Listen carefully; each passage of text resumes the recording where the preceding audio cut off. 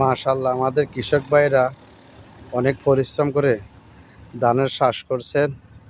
আলহামদুলিল্লাহ, তাদের ধান হয়েছেও। তাই আপনারা সবসময় কৃষক ভাইদেরকে সহযোগিতা করবেন, কেননা কৃষক ভাইদের এই অবদানে আমরা খাবার খেয়ে বেঁচে থাকি। আল্লাহ তো সবাইকে খাওয়াইতেছে, কিন্তু যে কোনো একটা কিছু উছিলা তো লাগে।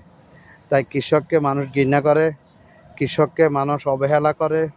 গ্রামের যে কৃষি কাজ করে তাকে অনেকে একটু নর্মালভাবে দেখে, যে কৃষকের সাথে ইষ্টি আত্মীয় করবো না।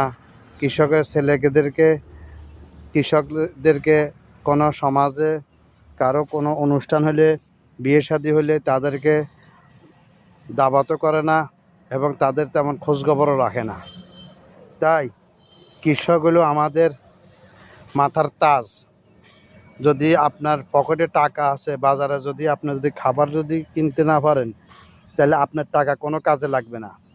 তাই কৃষক ভাইদেরকে নজর রাখবেন, কৃষকের ছেলে সন্তানদেরকে সরকারিভাবে যাতে ফ্রিভাবে লেখাপড়া করতে পারে, যাতে সরকারের কাছে এই জন্য আবেদন করবেন সবাই কমেন্টের মাধ্যমে। এবং কৃষকদের যেন চিকিৎসার জন্য সরকারিভাবে ফ্রিভাবে তাদের চিকিৎসা করতে পারে, তার ব্যবস্থা করা হোক। এটা আমি আপনাদের কাছে অনুরোধ করতেছি।